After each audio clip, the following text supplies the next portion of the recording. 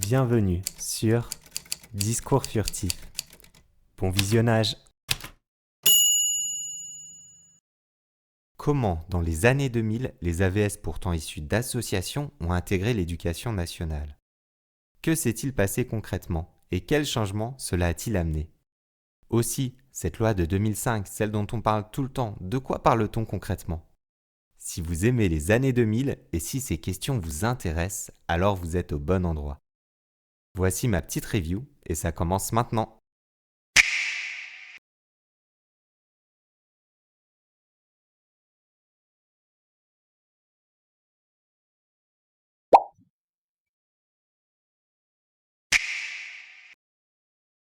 Nous sommes dans les années 2000. À cette époque, seulement 10% des élèves en situation de handicap vont dans les écoles.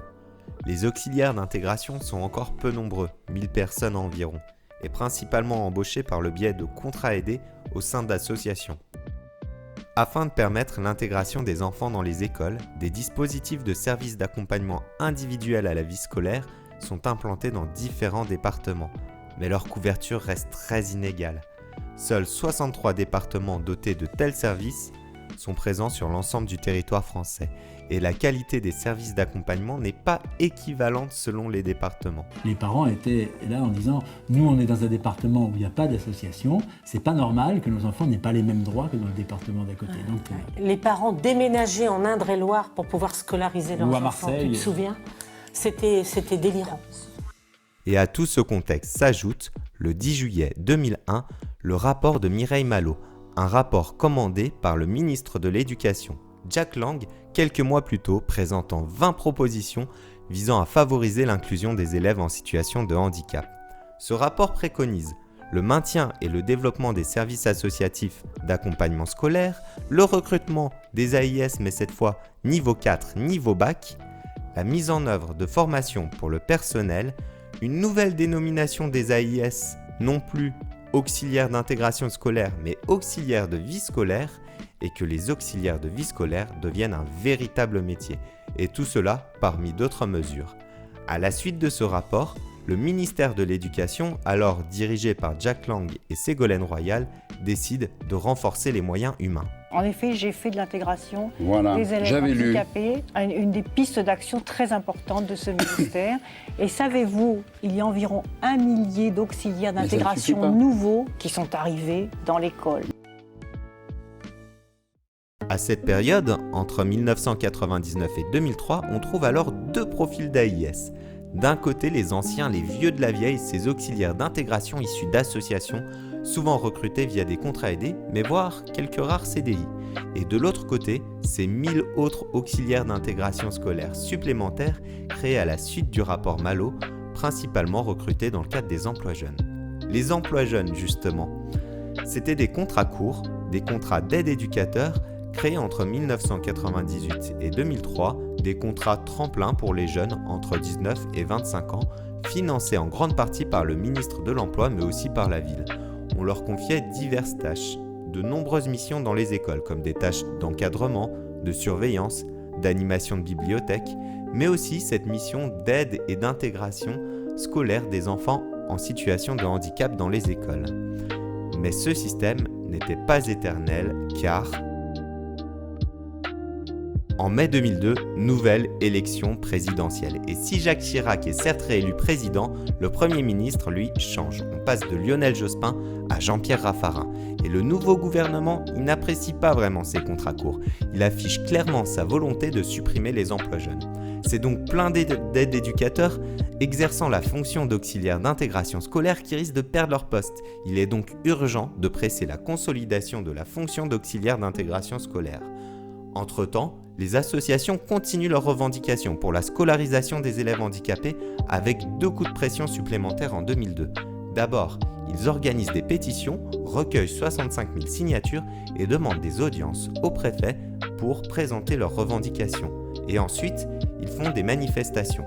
Manifestation nationale le 29 septembre à Paris, comptant 2000 personnes de diverses associations pour pérenniser les services d'accompagnement scolaire et professionnaliser les auxiliaires d'intégration scolaire. Et c'est dans ce contexte qu'arrive Au point noir de la rentrée scolaire, précisément, le départ massif des aides d'éducateurs en fin de contrat qui devrait fortement perturber la vie quotidienne des écoles. En remplacement, le gouvernement avait annoncé la création de 20 000 postes d'assistants d'éducation.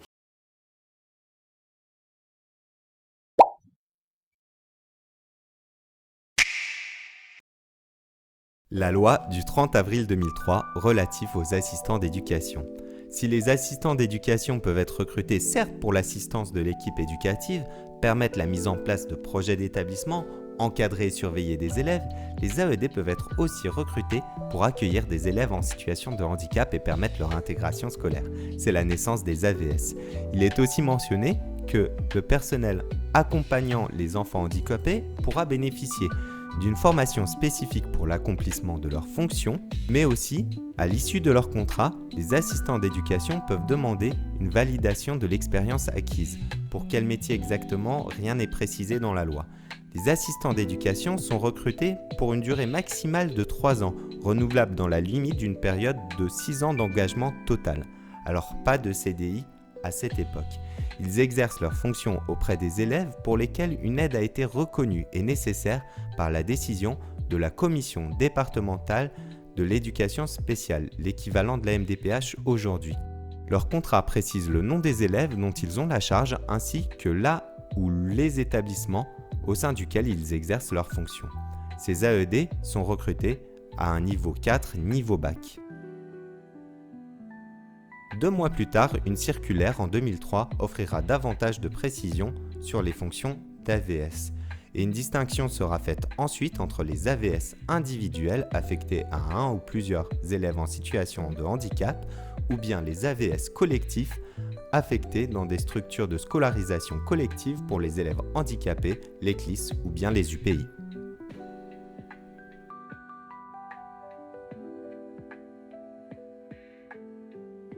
C'est donc le début de la fin pour les services d'accompagnement associatifs intervenant auprès d'élèves en situation de handicap. La plupart des associations choisissent alors de mettre un terme à leur contrat emploi jeune afin de transférer leurs anciens auxiliaires d'intégration scolaire vers le service de l'éducation nationale. Dans un premier temps, le mouvement associatif dans son ensemble se réjouit de voir l'éducation nationale enfin assumer pleinement sa responsabilité d'accompagnant scolaire. Mais d'un autre côté, les associations demeurent frustrées que certains points qu'elles avaient revendiqués n'aient pas été pris en compte. On peut penser notamment à la création d'un véritable métier d'auxiliaire de vie scolaire. Quand on est passé d'associatif à l'éducation nationale, on avait moins d'heures auprès des enfants, donc c'était compliqué à gérer pour nous dans le suivi et pour les élèves parce que j'ai même eu des enfants myopathes qui n'avaient pas de plein temps. Le fait d'avoir augmenté le nombre et d'avoir recruté à tout va alors qu'il n'y a pas de formation initiale, forcément ça se dégrade sur la fonction d'AVS. Enfin, 20 heures à 600 €, bah non, je veux dire, c'est pas possible. Quand on a une femme, même seule, enfin, c'est pas possible. Avec un loyer, c'est pas possible.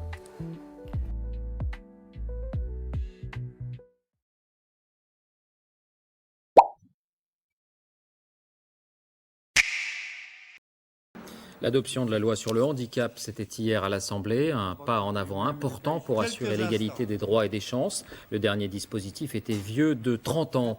Arrive ensuite la loi du 11 février 2005 pour l'égalité des droits et des chances, la participation et la citoyenneté des personnes handicapées. Une loi qui, je trouve, est principalement axée sur l'accessibilité. Pour la première fois sur une loi, nous avons une définition juridique du handicap. La voici. Constitue un handicap, au sens de la présente loi, toute limitation d'activité ou toute restriction de participation à la vie en société subie dans son environnement par une personne, en raison d'une altération substantielle, durable ou définitive d'un ou plusieurs fonctions sensorielles, physiques, mentales, cognitives, psychiques, d'un polyhandicap ou d'un trouble de santé invalidant. J'ai encore du mal à saisir dans cette définition si on parle de handicap au sens traditionnel, c'est-à-dire un handicap qui est une altération d'une capacité importante d'une personne, ou bien si c'est un handicap de type situationnel dont il est question, environnemental, où c'est finalement l'environnement qui n'est pas adapté à la personne et qui lui crée cet handicap. Il doit y avoir sûrement un peu des deux. Mais revenons à nos moutons. Alors que nous dit la loi du 11 février 2005 sur la scolarité ? Désormais, il est possible d'inscrire tout enfant dans l'école de son quartier, même en situation de handicap. Pour rappel, le service public de l'éducation assure une fonction de formation scolaire et professionnelle aux enfants et aux adolescents présentant un handicap ou un trouble de santé invalidant. Alors l'État met en place des moyens financiers et humains nécessaires à cette scolarisation. Et plus précisément, il est vraiment bien écrit que tout enfant, adolescent présentant un handicap ou un trouble invalidant de la santé doit être inscrit dans une école la plus proche de son domicile qui constitue son établissement de référence. Et cet établissement de référence devra élaborer ensuite un projet de scolarité afin de déterminer le meilleur accompagnement possible. Afin que lui soit assuré un parcours de formation adapté, chaque enfant, adolescent, adulte handicapé a le droit à une évaluation de ses compétences, de ses besoins, des mesures mises en œuvre dans le cadre de son parcours. Les parents ou le représentant légal de l'enfant sont obligatoirement invités à s'exprimer à cette occasion. Et en fonction des résultats de l'évaluation, il est proposé un parcours de formation qui fait l'objet d'un projet personnalisé de scolarisation assorti à des ajustements nécessaires en favorisant, chaque fois que possible, la formation en milieu scolaire ordinaire. Le projet personnalisé de scolarisation constitue un élément essentiel pour le plan de compensation. Aussi, la loi de 2005 propose le droit à la compensation du handicap. Les personnes handicapées, enfants, adolescents ou adultes, ont le droit à une prestation de compensation destinée à financer les aides liées à leur perte d'autonomie déterminées en fonction de leurs besoins et de leur projet de vie. Ils peuvent alors avoir des aides humaines, des aides techniques, des aides animalières ou des aides spécifiques. Un autre point important de la loi 2005 est la création des MDPH, les maisons départementales des personnes handicapées, le guichet unique pour tout plein de démarches, notamment la demande d'aide. Son but est de centraliser toutes les démarches concernant le parcours d'une personne en situation de handicap pour favoriser son accès à la scolarité, à l'emploi, obtenir des prestations compensatoires, accéder à l'information, etc., etc. Mais pour cela, il faut constituer un dossier MDPH.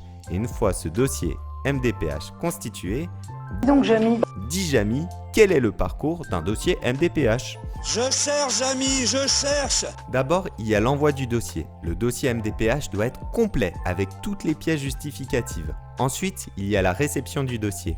Et c'est là que démarre le suivi administratif. La MDPH va vérifier la complétude du dossier. Elle vérifie que toutes les pièces obligatoires sont bien présentes. S'il manque un seul élément, la MDPH vous contacte et c'est retour à la caisse départ. Mais partons du principe que le dossier est complet. Une fois le dossier vérifié, complet, la MDPH vous adresse un accusé de réception. Cet accusé de réception marque le point officiel, le point de départ officiel du délai d'instruction. Normalement, la MDPH doit régler votre dossier en 4 mois. Pendant ce temps, évaluation du dossier MDPH par l'équipe pluridisciplinaire de la MDPH qui est composée de médecins, d'infirmiers, d'ergothérapeutes, de psychologues, de travailleurs sociaux, de spécialistes de l'inclusion scolaire, analyse les besoins et les limitations indiqués sur le dossier, élabore le plan personnalisé de compensation et tout cela en accord, il me semble, avec le projet personnalisé de scolarisation. Mais ce n'est pas fini, votre dossier doit passer encore par la CDAPH, la Commission des droits de l'autonomie des personnes handicapées, composée, c'est compliqué, de 4 représentants du département, 4 représentants de l'État, 2 représentants de l'assurance maladie, 2 représentations des organisations syndicales, 1 représentant des associations des parents d'élèves, 7 membres de la cohésion sociale et de la protection des populations, 1 membre du conseil départemental et 2 membres de l'organisme gestionnaire d'établissements ou de services de personnes handicapées. Bref, ce grand comité étudie le plan de compensation proposé et prend la décision officielle. Et enfin, vous recevez de la part de la MDPH une notification écrite par courrier qui récapitule les droits et les décisions prises par la CDAPH. Elle mentionne également les modalités de recours, car oui, c'est possible, en cas de désaccord, vous pouvez faire un recours. Que les recours généralement portent sur des situations où les familles ne sont pas satisfaites du volume d'heures qui leur a été attribué. Quel est le processus en fait qui fait que l'attente paraît aussi longue pour la personne handicapée? Le délai légal, il est de 4 mois. On en a vraiment besoin, puisque quand on reçoit un dossier, on va vérifier que ce dossier est complet. S'il est recevable tout de suite, il va être inscrit en équipe pluridisciplinaire. Et en équipe pluridisciplinaire, on va étudier l'ensemble de la demande de la personne. Donc, si on fait des propositions de prestations que la personne n'avait pas sollicitées, ou s'il y a une demande de prestation de compensation du handicap, on envoie un courrier qui s'appelle le plan personnalisé de compensation. Et la personne, elle a 15 jours pour nous répondre. Et une fois qu'on a sa réponse, on inscrit en commission des droits et de l'autonomie des personnes handicapées. Et après, c'est un flux informatique vers un prestataire pour l'envoi des notifications. Donc tout ça, ça prend un minimum de temps, de 4 mois.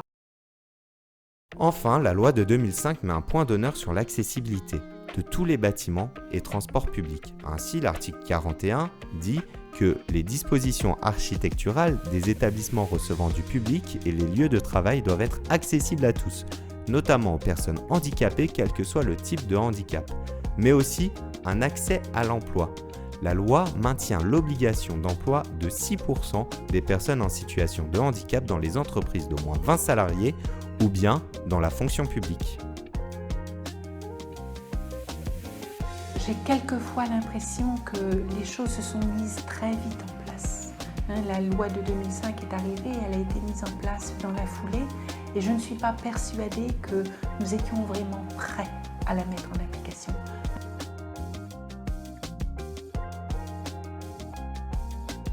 Donc ça, c'est vrai que, si vous voulez, cette montée en puissance de l'accueil et de la scolarisation des élèves handicapés pose le problème très différemment.